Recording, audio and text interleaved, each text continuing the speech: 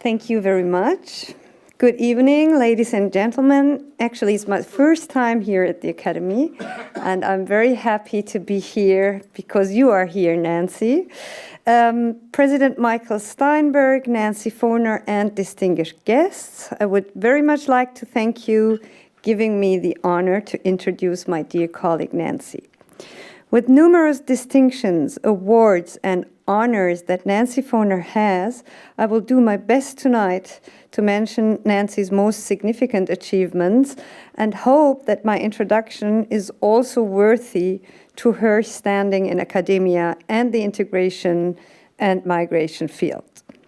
Nancy Foner is Distinguished Professor of Sociology at the Hunter College and Graduate Center at City University of New York. Currently, she is a Bertolt Leibinger Fellow, class of 2017, as we already heard, at the American Academy here in Berlin. She is, above all, an outstanding expert in the field of migration, with a particular interest in comparing immigration in the US and Europe. She has studied different ethnic communities in the US and has also been part of edge-cutting research, such as her ethno-survey work in the Mexican Migration Project. She is author or editor of 18 books. Her most recent book, Strangers No More: Immigration and the Challenges of Integration in North America and Western Europe, that she has co-authored with Richard Alba, has received many honorable mentions and awards. Nancy Foner is also the author of further 100 research papers, articles, and book chapters. So she really is one of the most known experts in our field of research. She has worked for many renowned institutions, such as the Social Science Research Council, the Russell Sage Foundation, the Max Planck Institute for the Study of Religious and Ethnic Diversity, as well as the National Academy of Sciences.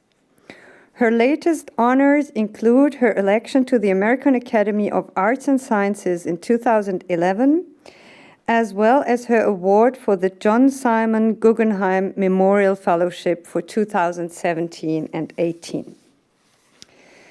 With her groundbreaking career, Nancy Foner is also asking tonight a groundbreaking question. Is Islam in Western Europe like race in the United States, she asks. And what are barriers of integration in these societies, she further questions. Please allow my brief thoughts on this. We all know about the difficulties of social mobility for certain minorities in Western Europe and in the United States. In Germany, we can certainly say that individuals with foreign names have harder times scoring jobs on the labor market, attaining middle or upper tier positions, or even finding accommodation. We also know that discrimination is something that follows these individuals on a long-term basis and can reduce their chances in education, labor market integration, their professional success, or in their social and cultural integration. At my institute at Humboldt University, the mentioned Berlin Institute on Integration and Migration Research, my colleagues have recently conducted a study on the impact of attitudes and expectations of teachers on students with Muslim background, as well as specifically those of Turkish background. The findings are striking and important to talk about. They reveal a systematic disadvantage of Turkish background students in scoring in education on a primary school level based on low expectations their school instructors have towards them, no matter what class or academic background these students have. At the same time, a similar study conducted by my colleague Zerrin Salikutlik at our institute shows that education aspirations among Turkish background students in German schools are higher than that of their German peers with no migration background, due to immigrant optimism. This study that shows how educational aspiration of students with a Turkish background that are quite high, as I described before, clash with fundamental prejudices that people have towards the Turkish immigrants, thinking that they have no interest in education, and even thinking that their parents are not even interested in educating them. This process of exclusion has effects on the belonging components of Turkish students from the first grade onward and impacts their further development. I would like to further exemplify the outgrouping of Muslims in Germany according to a study called Post-Migrant Germany that we conducted at our institute in 2014. It was a countrywide population survey on national identity.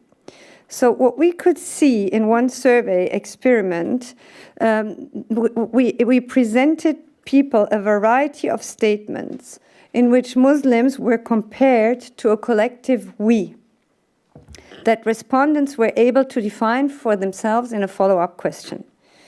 Two of these statements contained two stereotypes, such as Muslims are more aggressive than we are, or Muslim parents are as interested in education as we are.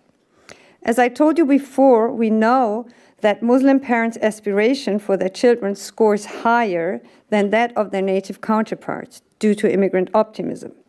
However, only every second person would agree with the statement, Muslim parents are as interested in education as we are. The follow-up question in this survey experiment was, who did you actually have in mind when saying we? Interestingly, we found that the in-group we was predominantly described as we, the Germans, the German population, or we in Germany. Well, people could have answered in a complimenting way. They could have said, we, the Christians, for example. Or they could have said, we, the non-Muslims. But apparently being Muslim and being German seems to stand in total opposition to each other. And that, although half of the 5 million Muslims living in this country are Germans by nationality. Such answers describe the narrative exclusion. Muslims in Germany are not considered part of the collective we, and not seen as members of the national identity here, even though this country has been describing itself a country of immigration since 2001. 60% of the German population would describe Islam as threatening and as not fitting into the Western world. And nearly every second person would fear that Islam becomes too influential. Every second person, due to the so-called refugee crisis. Please bear in mind that only 5% of the German population is of Muslim faith. But nearly every second is fearing that this minority would become too influential in this country. More interestingly, however, is a normative paradox that we found in regards to Muslims. While most Germans accept democratic values of equality and approve of giving rights to minorities, they would like to revoke them when it comes to Muslims. The same study mentioned above revealed that German society is willing to accept the participation rights of Muslims on an abstract level, but rejects them on a more concrete level. So while a majority of nearly 70% would cognitively accept Muslims claiming fundamental rights in Germany, 60% of the population would like to forbid the religious circumcision for boys. 50% would like to forbid teachers wearing headscarves, and 40% would forbid the construction of mosques in Germany. So what do we learn from that? Among others, that religion appears to be an important marker that can affect the othering, the outgrouping, and the disintegration of those labeled with that marker. And that although Germany is a self-proclaimed country of immigration and proud of its plural democracy. Both Germany and the United States are societies that, in theory, accept the norms of tolerance, equality, and democracy. And while we have proportions of society that have internalized these values, We still have large segments of populations that contest minority rights, privileges, and equality, especially when it comes to visible minority, such as Black people, Muslims, or others. So in Germany, we do not speak about race, but mainly about nationality. The term race is stigmatized in the German context due to Germany's Holocaust past. Hence, we have not had the same discussion on race and racism in Germany like you have had or still have in the United States. Yet, the question whether Islam in Europe is like race in the United States is of severe analytical importance in order to establish tools against Islamophobia. Dear Nancy, without further ado, I would like to call you onto stage and ask you for your elaboration on this topic. I am impatiently waiting for that. Thank you.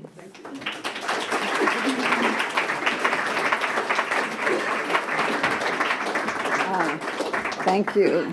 So I'm going to talk about Germany, well, Europe and the United States. So let me just start off by saying that it's a great honor to be here at the Academy as a fellow, but also it's a great honor to be giving the Berthold Leibinger Lecture this evening.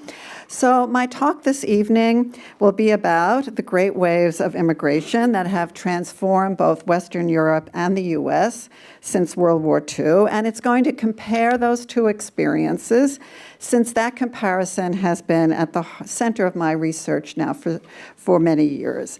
And in particular, I want to compare two issues that are among the greatest barriers to immigrant integration, in part because they also happen to be among the most contentious public debates in American and European politics today. And this evening, in short, I plan to ask, as you've heard, is Islam in Europe like race in the United States? But before I go further, I want to just say there's a few preliminary matters, and I want to give just a little bit of background. In speaking of race, this evening I'm talking about color-coded race, and primarily people of African ancestry in the United States, in other words, Blacks. And I also mainly focus on immigrants and their children in both Europe and the United States, and partly this is because who Muslims and Blacks in Europe are, and also because of my long-term interest in immigration. Although, of course, any discussion of color-coded race in the United States is all inevitably about African Americans, who are about 9 out of 10 Blacks. Looked at it the other way, 1 out of 10 Blacks in the United States is now foreign-born. Asking whether Islam in Europe is like race in the United States is to a large degree to ask whether Muslims in Europe share the same fate and face the same barriers as Blacks in the United States. In discussing these issues, I draw on material in my book that was mentioned, written with my colleague Richard Alba, Strangers No More, Immigration and the Challenges of Integration in North America and Western Europe, though I frame and analyze the material differently here. And when I talk about Western Europe, I have in mind 4 countries, which actually are the 4 countries in Europe that we focus on our book, which are Britain, France, Germany, and the Netherlands, which are home to more than 2/3 of the Muslims in the European Union. So in my talk this evening, I'm going to cover 3 main topics. The first on Islam in Europe. What is the nature of the hostility to Islam in Europe? And why is Islam a greater barrier to inclusion for immigrants and their children in Western Europe than it is in the United States? Second, on the dynamics of race, are the barriers facing Blacks in America more severe than those facing Muslims and Blacks in Europe? And conversely, do immigrants of color in the US have some advantages over Muslims and other immigrants in Europe? And third and finally, looking to the future, will religion prove to be more permeable than race? That is, will religious boundaries for descendants of Muslim immigrants in Western Europe turn out to be less rigid than boundaries based on race for Blacks in the United States? And in relate to, yes, I'm using race casually in the American way that Americans use race, so at the American Academy, although clearly, yes, race is not used in that way as so commonly or in Germany. So first, let me start with Islam. In much of Western Europe, Islam has become a central dividing line or bright boundary between long-established residents and a significant proportion of those of immigrant origin, with many considered other or indeed inferior because of their religion. Since the 1990s, a central issue in Western European public debates has been the concern that Muslims are failing to integrate and that the cultures of Islam and the West are irreconcilable. Muslims are often disparaged for their values and practices by many in the general public, as well as by politicians on both the populist right and the more cosmopolitan left. Feeding into these worries and hostilities have been fears about the radicalization of young European-born Muslims, and most recently, the involvement of some of them in wars in Syria and Iraq. And of course, there's been terrorism on the home front by first and second generation Muslims, including the 2005 bombings in the London Underground, as well as more recent attacks in Paris, Brussels, Berlin, and Barcelona, to name just a few. A major concern or issue and concern among a substantial portion of the wider population is that Islam is threatening the liberal values of European states, such as free speech and equal rights for women. From the wearing of headscarves and burqas to the building of mosques and public funding of Islamic schools, there are pervasive popular fears that Islam not only will prevent the successful adaptation of immigrants and their children to European society, but also damage and undermine Western democratic institutions, values, and practices. Visible conflicts have arisen, usually over fitting Muslims' practices into legal frameworks and various public arenas, although with variation in themes, emphasis, and severity in different countries. Just to give a flavor of some of the debates, in the Netherlands, Geert Wilders, the controversial leader of the Party for Freedom, which is now, by the way, the second largest party in the main chamber of the Dutch parliament, has called Islam a backwards religion and advocated banning the Koran. If we do not stop Islamification now, Wilders has said, Eurabia and Netherabia will just be a matter of time. We are heading for the end of European civilization as we know it. While Wilders' apocalyptic and shrill stance is extreme and critiqued by many Dutch opinion leaders and politicians, the anxieties he expresses about Islam are commonly heard in the Netherlands and elsewhere in Europe. In Germany, the Alternative for Germany, the AfD, now the third largest party in the Bundestag, after the recent election, campaigned on slogans that Islam doesn't belong in Germany, and we prefer bikinis, not burqas.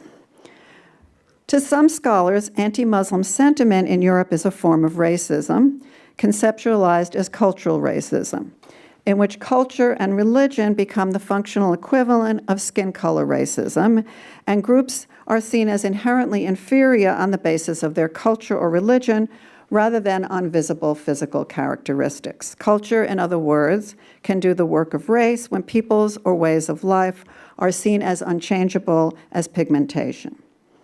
An alternative view, as the historian George Fredrickson has put it, is to withhold the R word, race, if assimilation is genuinely on offer, so that it's preferable to speak of culturalism rather than racism, to describe an inability or unwillingness to tolerate cultural differences. In yet another perspective, anti-Islamic sentiment in Europe is seen as a form of nativism, or intense opposition to an internal minority on the grounds of its foreign connections. Or, in still other views, this is the last, it's a combination of elements, or a fusion, as the religious scholar Jose Casanova puts it, of anti-immigrant xenophobic nativism, secularist anti-religious prejudices, liberal feminist critiques of Muslim patriarchal fundamentalism, and fear of Islamist terrorist networks. Moreover, anti-Muslim sentiment in Europe overlaps with ethnic prejudices, since it's closely associated with certain national origin groups in each country. In Germany, Turks, for example; in France, North Africans; in Britain, South Asians, who show evidence of considerable socioeconomic disadvantage and discrimination. Whether hostility to Muslim immigrants is labeled cultural racism, religious prejudice, or xenophobia, or all three rolled into one, we can gain additional insights into this hostility and indeed comparisons to race in the U.S. through another transatlantic contrast. And that's the next question I want to ask, is why Islam is a greater barrier to inclusion for immigrants and their children in Western Europe than it is in the US. So now let me begin by just saying, yes, of course, there is plenty of anti-Muslim sentiment in the United States.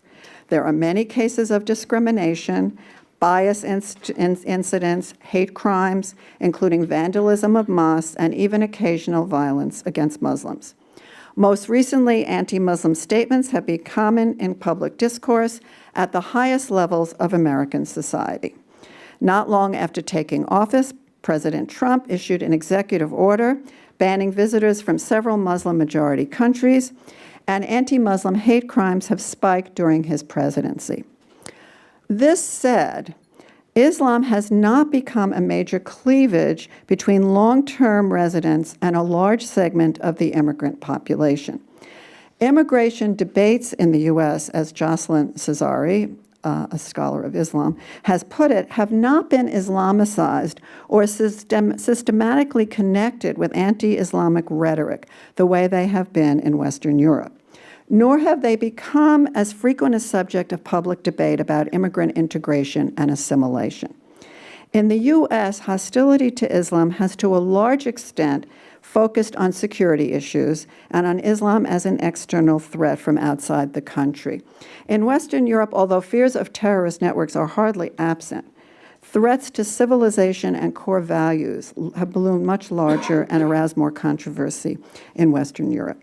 Now, one reason why Islam has become a more significant marker of a fundamental social division between immigrants and long-established natives in Western Europe has to do with very basic demographics. A very large proportion of the immigrants in Western Europe are Muslim, about 40% from outside the European Union. In the US, however, the great majority of immigrants are Christian, about 70%. And Muslims are only a tiny proportion of the foreign-born, around 4, maybe 8%. I mean, we can go into how we get these figures because the census doesn't ask questions about religion. But the estimates that are given over and over are around 4 to 8%. Indeed, in the U.S., all Muslims, whatever their immigrant status, are a much smaller percentage of the total population. Less than 1% of the U.S. population is Muslim, compared to 5 to 8% in France, Germany, the Netherlands, and Britain. Moreover, Muslim immigrants in Europe have a much lower socioeconomic profile in terms of poverty, in terms of unemployment, in terms of education than those in the United States, where a very substantial proportion of Muslims are well-educated and middle class. Also, there is a relatively high level of religiosity in the United States as compared to much more secular Western Europe. Just to give, there are a lot of figures on this, but let me just give a few. Half of the Americans in a Pew Research Center survey a few years ago said that religion was very important in their lives. For the Germans, British, and French, it was a fifth or less. Americans are also 3 times as likely as the British, Dutch, French, and Germans to attend a place of worship regularly.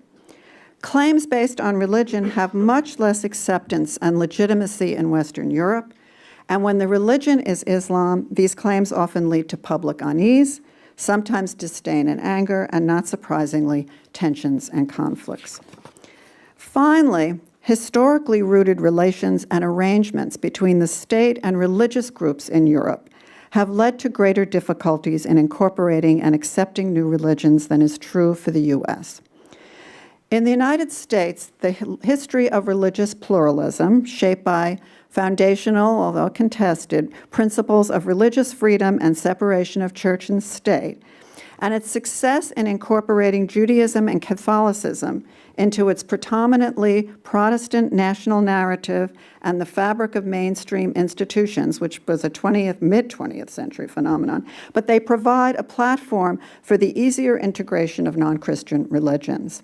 In Western Europe, the way that Christian religions have been institutionalized and historically entangled with the state have made it difficult for Islam to achieve equal treatment.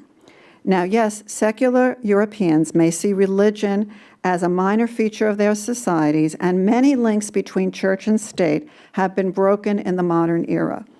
And European governments have begun to make some accommodation for Muslim religious practices, such as granting permission to build mosques.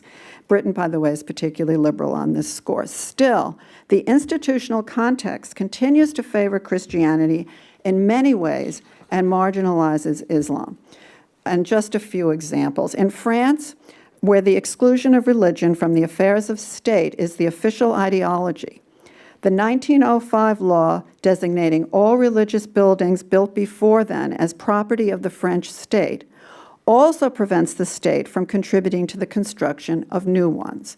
The state owns and maintains most churches, while most French mosques are makeshift structures. In Britain and France, the state provides support for religious schools as long as they teach the national secular curriculum. While seemingly fair to all religions, these arrangements favor the established ones, and the small number of state-supported Muslim schools pales besides the large number of Protestant and Catholic ones, most extreme actually in Britain. In Britain, the British government funds more than 6,500 Church of England and Catholic faith schools, but only 27 Islamic faith schools in a nation of 3 million Muslims. In Germany, according to the 1949 Constitution, the state must be neutral in religious matters. But there are still strong links between church and state. Protestantism, Catholicism, as well as Judaism, but not Islam, which is the third largest religion, are recognized as public corporations entitled to federally collected church taxes and the right to run state-subsidized religious services and hospitals. In general, in Western Europe, equal treatment for Islam would require a radical structural change, removing institutionalized arrangements with established religions, or, as Muslims have sought, achieving greater support from the state of the kind that the historically based religions already have, including subsidies for their own religious schools, which is a hot topic and a debated topic. Okay, let me turn now to the second topic, color-coded race. And just to review the questions, are the barriers facing blacks in the U.S. more severe than those facing Muslims as well as blacks in Europe? And do non-white immigrants in America have some advantages? The power of color-coded race and its role as a major fault line in American society and shaping views of immigrant minorities is, of course, linked to the historical legacy of African slavery. Its end with a brutal civil war, followed by a harsh regime of legal segregation that lasted until the mid-20th century and that left a deep imprint on American institutions. Of enormous importance is that the U.S., unlike Europe, has long had a large subordinated black population inside its territorial boundaries. Western European countries had slave empires, they, in their colonies, but they were not in their home territory. The effects of race are particularly pernicious for blacks, who remain the quintessentially racialized Americans. Blacks in the U.S., whether immigrant or native-born, have high rates of residential segregation from whites, considerably higher than rates of segregation for most Muslim groups in relation to the native majority in Britain, France, Germany, and the Netherlands. There has been, I'm in the field of sociology, there has been so much work on residential segregation, particularly in the US, but also now in Europe, looking at creating indices of dissimilarity to measure residential segregation between groups. In this index, 100 represents total segregation, okay? 0 is total integration. So the higher, the worse, all right? The average black-white dissimilarity index in all U.S. metropolitan regions in 2010 was 59. Now, this is a decline. It has been declining in much of the country, but it's still, that's a high figure.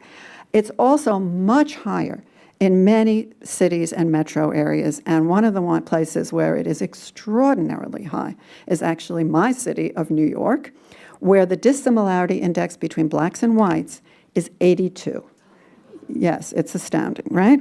People, it's interesting, as a little aside, I will tell you, when I teach this in my classes at Hunter College, which is a very diverse student body, the students are all surprised, except the black students. They know that it's that segregated.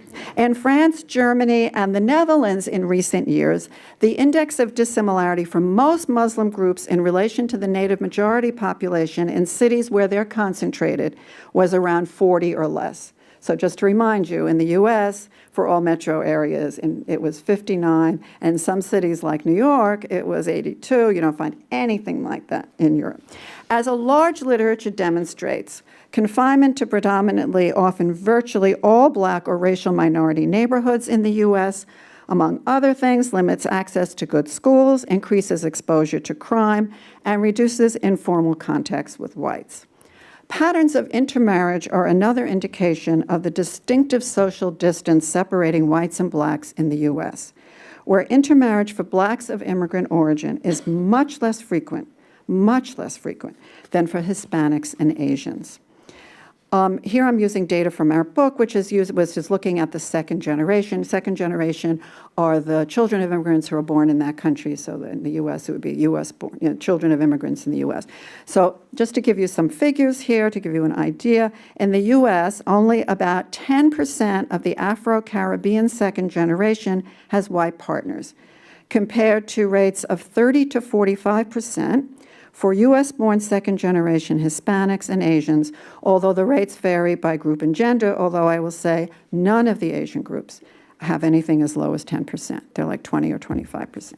No doubt the large pool of African-American potential marriage partners is a factor, but so are the high rates of black-white residential segregation, which of course limits contact, and of course America's legacy of racial oppression. In fact, for much of U.S. history, black-white intermarriage was illegal in most states.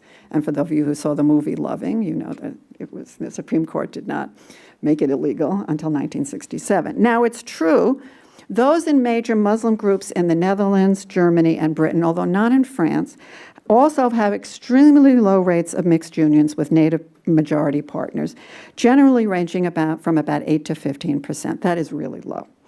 In the case of Muslims in Europe, it's partly a matter of the religious divide, setting them off from secular or Christian natives, in this way operating like race in the U.S. But cultural factors also affect the marriage choices of those in Muslim groups. And here I mean traditions of arranged marriage, which contribute to keeping the majority of second as well as first-generation Muslims in Britain, Germany, and the Netherlands marrying their own kind. In addition, these cultural traditions have been reinforced by restrictive immigration laws, which have led to a high incidence of second-generation marriages to spouses from the home country. The severe racial barriers facing black immigrants in the U.S. also stand out when we compare them to their counterparts in Britain, France, and the Netherlands, countries where Afro-Caribbeans are very sizable populations. Unlike the Turks who were guest workers in Germany, these were colonial or post-colonial migrants who came from the Caribbean to Britain, France, and the Netherlands. Certainly, again, let me say, racial prejudice based on color persists in Europe. In all these countries, there is evidence of discrimination in employment against Afro-Caribbeans. There is a lot of what we call in the U.S. stop and frisk. They have similar problems in all these countries in terms of the police. But there is no question, so there's no question about that. But color-coded race is a less severe barrier to integration in important ways for people of African ancestry in Europe than it is in the U.S. Afro-Caribbeans in Western Europe have markedly lower residential segregation rates from whites than Afro-Caribbeans in the U.S. And their rate, I can just tell, they range from about 30 to 40, and that's much lower than the U.S. And their rates of intermarriage, and that is, when I tell you the figures, it's really, really striking. At the beginning of the 21st century, around half of the Surinamese and 70% of the Antillean second generation in the Netherlands were in mixed unions with whites, right? Half of the Surinamese and a whopping 70% of the Antillean second generation in the Netherlands were in mixed union with white. In Britain, more than half of second generation Black Caribbeans were in mixed unions with whites. Already by 2001, more children in England and Wales under 15 had one Black Caribbean and one white parent than two Black Caribbean parents. So I think these figures are really interesting. I mean, we can talk more about them, but the big difference. I think also another thing that's critical to note, but I don't have time to go into, but I'm just going to put it out there, is to note the extraordinary rates of Black incarceration in the United States, which have no parallel in Western Europe. Well, in fact, rates of incarceration in the United States have no parallel, which is part of the issue. I mean, maybe I should just say, in the United States, and when it was 2015, almost 1 million Black men and women were in prison or jail. That's almost half of all the people in prison and jail. It's 1 million people. And England actually has a high rate. Blacks are overrepresented in the prison population, but it's 10,000 people. So, doesn't have that kind of impact. Now, there is another part of the story that must be considered in a transatlantic comparison of race and Islam. Attempts since the 1960s to ameliorate the enduring damages of slavery and legal segregation in the wake of civil rights struggles, and the very existence of a large Native population in the U.S. have given immigrants of color in the U.S. advantages that Muslim as well as Black immigrants across the Atlantic lack. In general, racial minorities in the U.S. have profited from institutions, political strategies, notions of rights, and public discourses on diversity that developed in the aftermath of the civil rights movement. Affirmative action may be under attack in the courts, which it is, and at the ballot box in the U.S., but at least so far, many immigrants and the second generation have benefited from federal government programs and legislation, including affirmative action and diversity outreach programs to improve minorities' access to higher education and professional positions. In fact, a New York second-generation study in the immigration literature, this is a very significant study that had a large survey and also hundreds of in-depth interviews.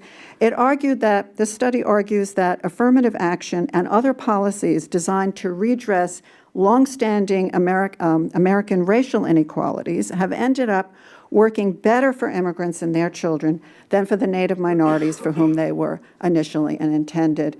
And in fact, one study of elite colleges and universities in the United States found among the Black students that a very high percentage, way overrepresented, were either immigrants or children of immigrants.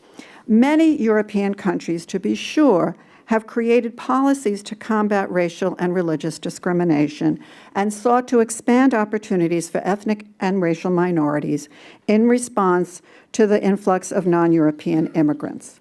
But partly because these programs and policies have lacked the backing of a social movement on the scale of the U.S. civil rights movement, they've been less extensive. In the U.S., official programs involving preference for or giving special advantage to racial minorities in employment and education have been more far-reaching than those in Europe. The political scientists, John Mollenkopf, who actually I teach with at CUNY, and Jennifer Hochschild at Harvard, put it well when they write that European countries, and this is a quote, have little experience with robust affirmative action laws, voting rights laws, minority advocacy groups, litigation against discrimination, minority business set-asides, and all the other policies and organizational strategies intended to mitigate the consequences of centuries of racial hierarchy. Even if these programs haven't always worked in the U.S., and there is a large literature on this, and in some important ways have been diluted by recent court, legislative, and now executive branch decisions, they have provided, and here a quote again, a scaffolding upon which non-white immigrants and their supporters have been able to hang some policy innovations. Migrants in European countries have lacked such scaffolding and find it difficult to construct one from scratch. Quite apart from being able to piggyback on gains won by Native Blacks through civil rights era programs and policies, the very presence of a large Black Native minority population, which does not exist in Europe, has had some benefits for immigrants. Second-generation Blacks and Latinos, and again, I'm talking here about the U.S.-born children of immigrants, often feel excluded from white America and embrace aspects of their own ethnic heritage. But they also generally come to feel a part of the large Black and Latino minority communities. Nationwide, there is now a sizable African American middle class. Incorporation into what's been called the African middle class minority culture of mobility provides resources for upward mobility for Black immigrants and their children. Outside the educational arena, they may enter and gain contacts in institutions, including some unions and political groups dominated by Black Americans. That's very noticeable in the city where I live, New York.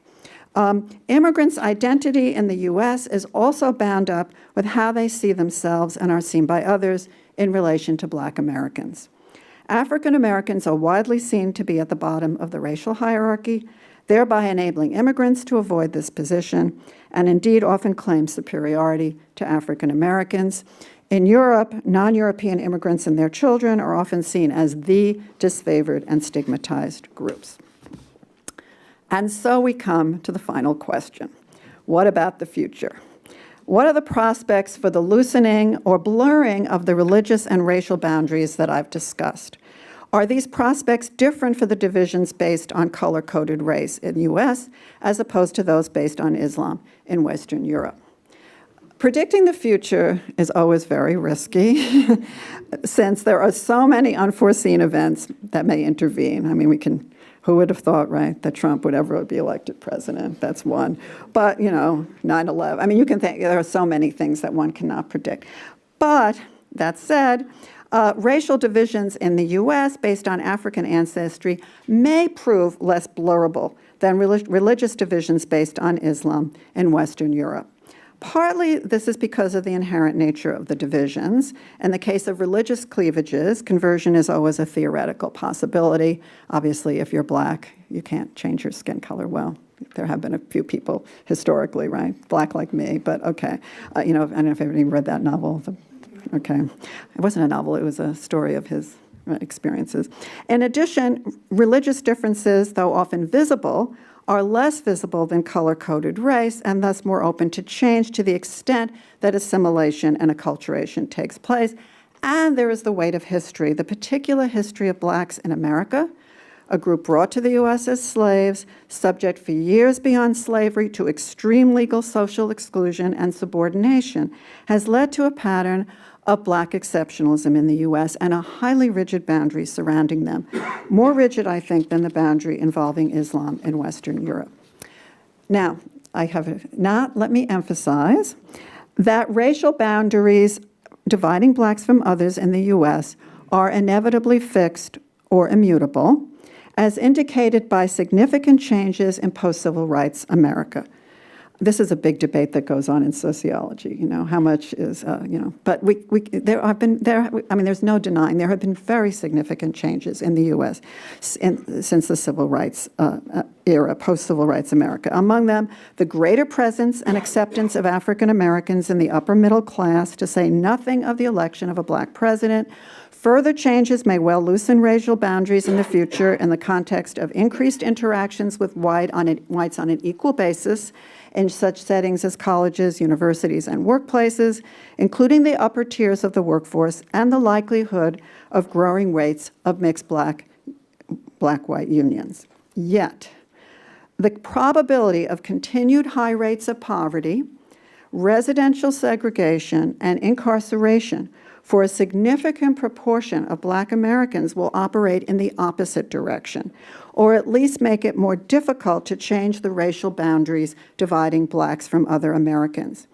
In addition, and actually this is a subject on which we definitely need more research, but is also a focus, I think, of a lot of these predictions and thinking ahead, and that has to do with evidence about the children of Black-white unions. Unlike children of Asian or Latino white unions, children of Black-white unions have more limited identity options, often seen as Black only, which reflects the continued stigma attached to visible African ancestry. A recent Pew Research Center survey showed, for example, that children of Black-white unions mostly They mostly had their close friends were mostly black, and they were much closer to their black relatives than to their white relatives. The comparison there was with Asian white unions. There, the children of Asian white unions had more close friends who were white than were Asian, and also they were closer to their white relatives than their Asian relatives. Indeed, some sociologists, and sociologists we can talk more about this later if you want, are looking about scenarios about how the racial order may change in the future, and some sociologists predict the emergence of a black, non-black color line. We now have a non-white, white color line. That's generally how I think people perceive it in the U.S., in which blacks, once more, will remain on the bottom, while whites and many Latinos and Asians will be seen as non-black. Another scenario put forward by Eduardo Benaya Silva in Sociology, which gets a lot of attention. His speculation is that will be, what does he call it, whites, honorary whites, and collective blacks. But you get the idea. I mean, we don't know what's going to happen, but there is some speculation that what we may be headed for once again, and this is given the data that we have now, right, about what happens with intermarriages, with residential segregation, and other features that I've mentioned. Okay, looking ahead to Western Europe, there are grounds for cautious optimism. The boundary between Muslims and non-Muslims could become less sharp as they have more interactions and become more comfortable with each other in various settings. As sectors of European Islam shift in a more liberal direction, as many in the second generation become less tied to cultural practices associated with Islam, and to come to hold many views in sync with mainstream ideas about, say, gender equality and education in the labor market, and already there are studies that are showing this. And as those in the second and even more the third generation develop friendships with, and in some cases intermarry with, longer established Europeans. With a decline in the proportion of foreign-born and rise in the proportion of European-born Muslims, the participation of Muslims in mainstream political and economic life, including, again, the upper tiers of the occupational ladder, will become more common and is bound to be seen as increasingly normal. The 2016 election of Sadiq Khan, a second-generation Pakistani, as the first Muslim mayor of London, is one of the latest signs of this development. Of course, there are some dark clouds on the horizon. Although the trend of Western European governments to make accommodation for Muslim practices is likely to continue, there's a long way to go before Islam achieves parity with mainstream religions. Moreover, the prospects for relatively high rates of unemployment and stalled social mobility among many second-generation Muslims will provide fodder for those who will continue to argue that Muslims will never fit in or successfully adjust to European society.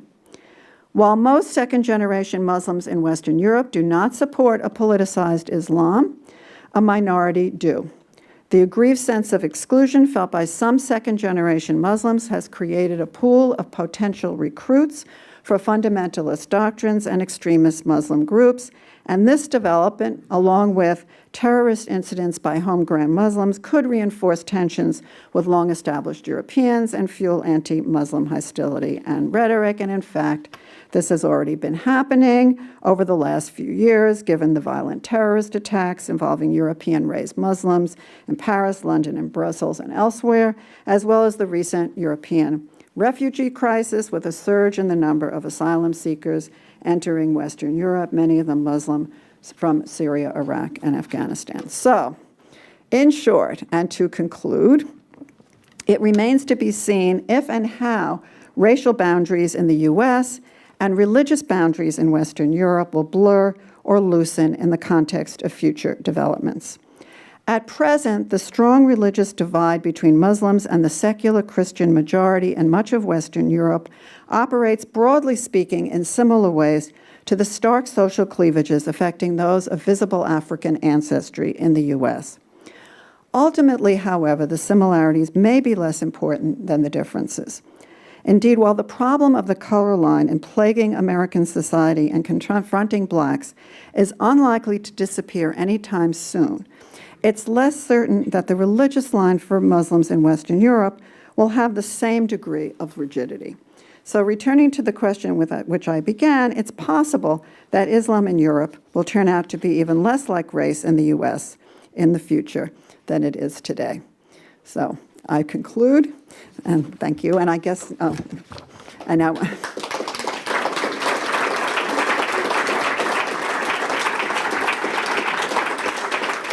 Do I stay? I guess I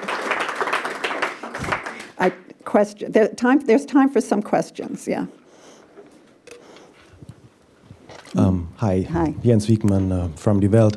What role does language play? Because if you look at Black Americans, language, I guess, is not a problem apart from immigrants. But in Europe, there's a problem with, for example, you talk about mosques, that some people just think, we don't know what is taught there. We don't know how much the Turkish government is influencing and using those to follow their own political ideas, and I think that makes some people skeptical. What role does language play with that?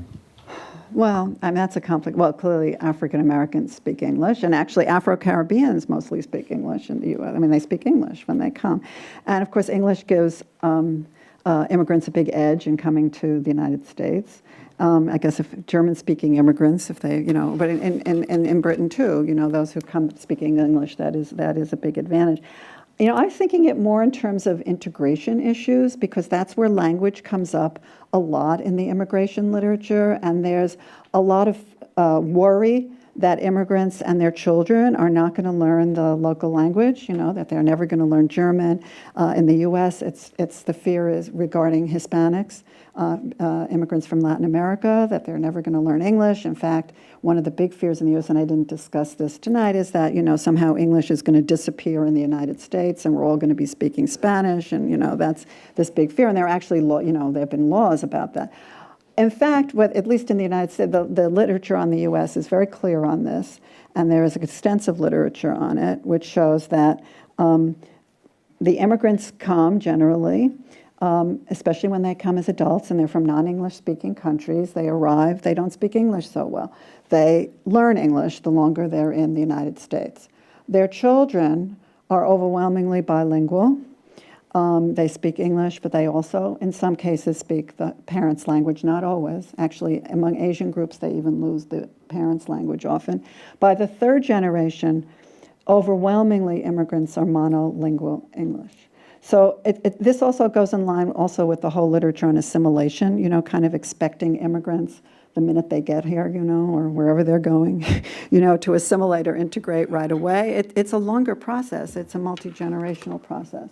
So I don't know, in terms of mosques, I mean, that's a different issue. I mean, I think the issue of bringing imams, or having imams from Turkey, right? I mean, initially in Germany, that's a different question, right? Because in Germany, the Turks came as guest workers, and Germany felt they were going to go home, right? And so actually they wanted them to keep learning Turkish and bring over imams to teach them.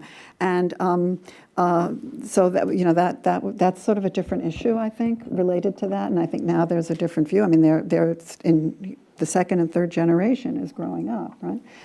So I think that really raises different issues. There was a person there who had their hand up. Yes, thank you, Nancy, first of all, for this very informative talk.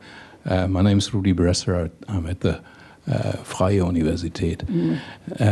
Now, I think everybody in this room agrees with you that we hope that this Muslim integration is going to work out in at least a couple of generations in Germany. But I'm not so sure whether I am actually sharing this optimism if I look, for example, at the Turks. The second and third generation Turks, many of them are here, many are represented in the upper echelons of society these days. And yet, in the last election, I think over 60% of the Turks living in Germany voted for Erdogan, a fascist tyrant. So I'm not so sure whether these people are really on the way to get integrated. And how do you explain that? Well, I mean, people have home country allegiances. I guess that's also a difference, perhaps. I'm not going to speak wildly about the U.S. and Germany. And remember, wasn't actually just talking about Germany, I should say, right? I was also talking about other countries. But I think it also is the attitudes that people in the receiving country have about immigrants retaining home country ties. And I think there is more concern about that, certainly in Germany, about the home country ties that people retain. I think in the American case, this is kind of interesting. I don't think people are so upset. It's not an issue that people are maintaining home country ties. I think that's kind of somewhat expected. Immigrants and their children are expected to Americanize and sort of accept core American values, but at the same time, in the U.S., we don't have trouble with people maintaining ethnic allegiances or hyphenated identities, and also, sending money home. I haven't seen any big complaints in the U.S. about that, that immigrants are sending money home or that they're maintaining. In fact, if anything, some people would like them to go home, but okay, right? So I think there are differences, and that relates to attitudes towards immigrants maintaining ties with their home country and ethnic identity. So maybe another question. Oh, you. First of all, thank you for that. Was brilliant, and thank you very much for it. Nancy, the British point with pride to the fact that they've elected a Pakistani, a mayor for London of Pakistani origin. We in the United States twice elected an African-American president. How much of a long-term impact do you think the election of Barack Obama to be commander-in-chief? How do you see that playing out right now? Obviously, we're caught up in the madness of the current administration. But do you see Obama's election as a watershed and as having a deeper impact on the integration and assimilation of our minority of Black population? That's a very good and controversial question. But actually, I would like to sort of come at that in a somewhat different way, because I think as someone who's studying immigration and the children of immigrants and the integration of immigrants, yes, it's important. I mentioned Sadiq Khan, so yes, and obviously Barack Obama. But what we really need to look at as social scientists is really the percent, not just one individual here and there, but to what extent are different groups able to enter the political system. And one way, actually, we have a chapter in our book on this, one important way is to get people of your own group elected who will speak for that group, but also give people a sense of pride. And in that sense, actually, Germany may be doing better now. Germany does not come out so good on that. It does not look so well. We looked at local elections, or the people who are elected to local legislatures and state legislatures, and also in national bodies. The U.S. actually doesn't look so bad because we were looking at Hispanics, actually. Because when you're looking, I focused here on blacks, but the group that, if we look at the U.S., I keep going, blacks are 13% of the population, obviously important, but Hispanics are now 18% of the population. Very significant proportion of them are immigrants. And so Hispanics are getting, there are many mayors in the United States, important mayors who are Hispanic and children of immigrants. So I think that's where we sort of have to look more to see whether, the kind of change there is, rather than, I think symbolically, yes, it is important that we had a black president. Is that undoing all the disadvantages that Black Americans have in the United States? No. But yes, it is symbolically important. But I think, again, if we're really looking at significant social change in the political arena, we want to see both in ways in which racial minorities are able to gain entrance into the political system by electing people of their own group who will represent them, presumably, and also how much political clout they're getting in terms of electing other representatives to further their interests. So I think it's a complicated question. I don't know if it's those are more as I said, those would be more the issues that I would be interested in. I don't know who has a hand up. There are a lot of hands up. I don't know how long we're going to. One question. I found it very interesting to compare these different kind of racisms in Germany and in the United States. Daniel Bucks is my name. I'm a journalist from a German newspaper.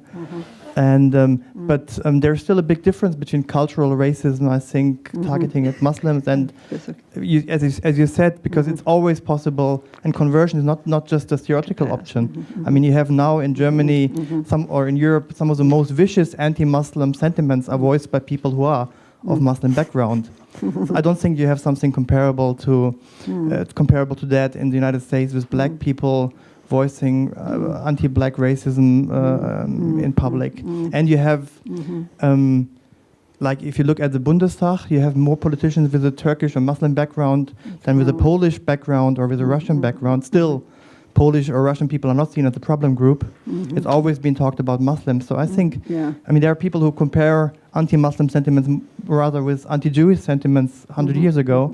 I think there are more parallels to that, also regarding the fact that anti-Muslim sentiments are more stronger where there are less Muslims.